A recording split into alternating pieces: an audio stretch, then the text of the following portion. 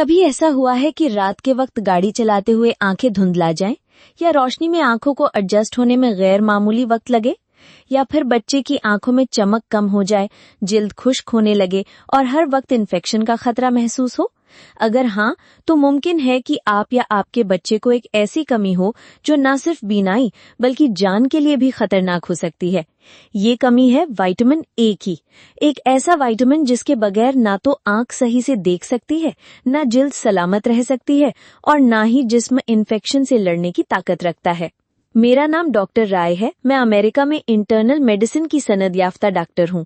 गुज़श्ता कई बरसों से मैं मरीजों की बीमारियों पर तहकीक और इलाज कर रही हूँ और मेरा खास शौक एंडोक्रिनोलॉजी यानी हार्मोनी बीमारियों और ख़वातीन की सेहत से मुतल्लिक मसाइल में है।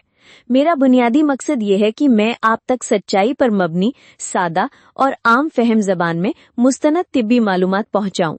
मैं चाहती हूँ कि आप अपनी सेहत के बारे में बाखबर फैसले करने के काबिल हों और किसी भी गलत फहमी का शिकार ना हों। विटामिन ए एक फैट सॉल्युबल विटामिन है, यानी वो जिस्म में जमा हो सकता है और इसके असरात सिर्फ आंखों तक महदूद नहीं बल्कि पूरे जिस्म पर फैलते हैं।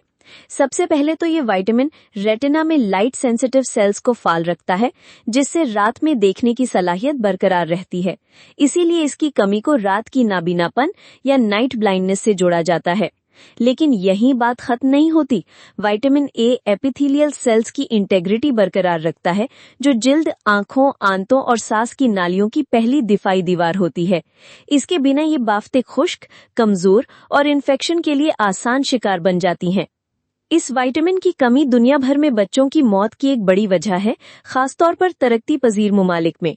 यूनिसेफ और वर्ल्ड हेल्थ ऑर्गेनाइजेशन के मुताबिक विटामिन ए की कमी हर साल लाखों बच्चों की बीनाई छीन लेती है और लाखों को नमूनिया, डायरिया और खसरा जैसे इन्फेक्शन से मार देती है, जो बर वक्त एक सादा सप्लीमेंट से बचाया जा सकता था। अफसोस की बात यह है कि पाकिस्तान, भारत, बांग्लादेश और नेपाल जैसे ममालिक में ये कमी अब भी बहुत आम है। अलामात का आगाज अक्सर सटल होता है, जैसे कि रात में धुंधला देखना, आंखों में खुश्की, बार बार आंखों का पानी आना या जलन, और बच्चों में चमकदार आंखों की जगह मध्यम खुश्क सी नजर। कुछ बच्चों में आंखों की सतह पर छोटे सफेद धब्बे, जिन्हें बिटॉट स्पॉट्स कहा जाता है, जाहिर हो सकते हैं। आगे चलकर कॉर्निया यानी कॉर्निया में अल्सर या मुकम्मल ब्लाइंडनेस तक हो सकती है। लेकिन आंखों से हटकर भी ये विटामिन हमारे इम्यून सिस्टम के लिए निहायत अहम है।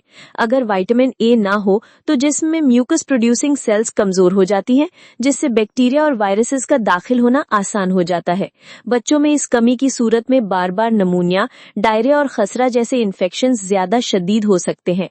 जिल्द की खुश्की, खारिश और बालों की बेरौनकी भी इसका इशारा हो सकती है। अब सवाल ये है कि विटामिन ए कहाँ से हासिल किया जा सकता है। ये दो शक्लों में पाया जाता है। एक तो प्रीफॉर्म्ड विटामिन ए, जो जानवरों से हासिल होता है, जैसे जिगर, अंडे की जर्दी, मछली, दूध और मक्खन। दूसरा प्रो विटामिन ए कैरोटिनॉइड्स, जैसे बीटा कैरोटीन, जो सब्जियों और फलों में पाया जाता है, खासतौर पर गाजर, आम, मीठे आलू, पालक, हरे पत्ते वाली सब्जियां और कद्दू। जिस्म बीटा कैरोटीन को जरूरत के मुताबिक विटामिन ए में तब्दील करता है। तशखीस अक्सर क्लिनिकल बुनियाद पर की जाती है, खासतौर पर बच्चों में जब अलामात मौजूद हों और खुराक में कमी हो। मगर कुछ केसेस में सीरम रेटिनॉल टेस्ट भी किया जा सकता है। 0.60 माइक्रोमोल पर लीटर से कम सतह को विटामिन ए की कमी माना जाता है। लेकिन मसला यह है कि ये टेस्ट महंगा और कम दस्तयाब होता है, इसलिए अक्सर डायग्नोसिस साइंस और डाइटरी हिस्ट्री की बुनियाद पर किया जाता है। इलाज में सबसे मुअस्सर तरीका high dose vitamin A capsule देना है, खासतौर पर बच्चों को। WHO के मुताबिक 6 से 59 माह के बच्चों को हर 4 से 6 महीने बाद हाई डोज सप्लीमेंटेशन दिया जाना चाहिए, खासतौर पर उन इलाकों में जहां कमी आम है। बड़ों में, खासतौर पर हामला खवातीन में, खुराक से कमी को पूरा करना ज्यादा महफूज तरीका होता है, क्योंकि ज्यादा खुराक खतरनाक हो सकती है। जी हाँ, विटामिन ए चूंकि फैट सॉल्युबल है, इसलिए इसकी ज्यादती भी खतरनाक हो सकती है। अलामात में सरदर्द, मतली, जिल्द की खुश्की, हड्डियों का दर्द और शदीद सूरत में लिवर डैमेज शामिल हैं। हामला खवातीन में ओवरडोज बच्चे की पैदाइश में खराबियां पैदा कर सकता है, इसलिए उन्हें खास एहतियात बरतनी चाहिए। इसीलिए सप्लीमेंट्स लेने से पहले हमेशा डॉक्टर से मशवरा जरूरी है। अब आइए बात करते हैं कुछ अमली तजवीज़ों की। बच्चों को शुरू से ही गाजर, आम, पालक और दूसरी कैरोटीन रिच सब्जियां देना शुरू करें। दूध पिलाने वाली माओं को खुद भी बैलेंस डाइट देनी चाहिए। स्कूल गोइंग बच्चों को हफ्तेवार सीजनल फल जैसे पपीता या मीठा आलू दिया जा सकता है। अगर बच्चे बार बार बीमार पड़ते हैं, खासतौर पर खसरे या निमोनिया की हिस्ट्री हो, तो विटामिन ए जरूर चेक करें या डॉक्टर से सप्लीमेंटेशन पर बात करें। खवातीन में खास तौर पर वो जो कॉस्मेटिक क्रीम्स में विटामिन ए डेरिवेटिव्स जैसे रेटिनॉल या ट्रेटिनोइन इस्तेमाल करती हैं, उन्हें खुराक के जरिए विटामिन ए लेने की अहमियत को समझना चाहिए। एक और दिलचस्प बात, विटामिन ए का ताल्लुक जिल्द की सेहत से भी है।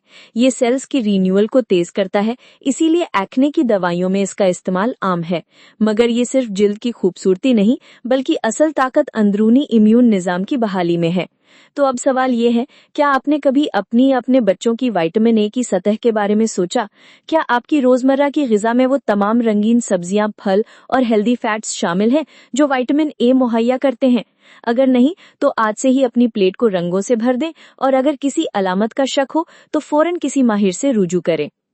याद रखें, बीनाई, मुदाफियत और जिंदगी की चमक, सबका राज इस एक विटामिन में छिपा है जो अगर वक्त पर न मिला तो अंधेरा छा सकता है। लेकिन खुशखबरी ये है कि ये विटामिन सस्ता, काबिले आसाई और कुदरती तरीके से हासिल होने वाला है। बस हमें अपने इल्म और अमल को बेहतर बनाना है। अगर आपको ये वीडियो मालूमाती और मददगार लगी तो कृपया हमारे चैनल द वेलनेस डॉग को सब्सक्राइब करें। हमारा मकसद मुस्तनद, साइंसी बुनियादों पर मबनी और माहिरों के द्वारा तैयार किया मवाद आप तक पहुंचाना है, ताकि ज्यादा से ज्यादा लोग अपनी सेहत के बारे में दुरुस्त फैसले कर सकें। लाइक करें, कमेंट करें और इस वीडियो को अपने दोस्तों और खानदान के साथ जरूर शेयर करें। बेल आइकन दबाना न भूलें ताकि हमारी नई वीडियोस की नोटिफिकेशन आपको फौरन मिल सके। हम पूरी मेहनत से आपके लिए काबिले एतमाद मालूमात ला रहे हैं, लेकिन ज्यादा लोगों तक पहुंचने के लिए हमें आपके सहयोग की जरूरत है। शुक्रिया।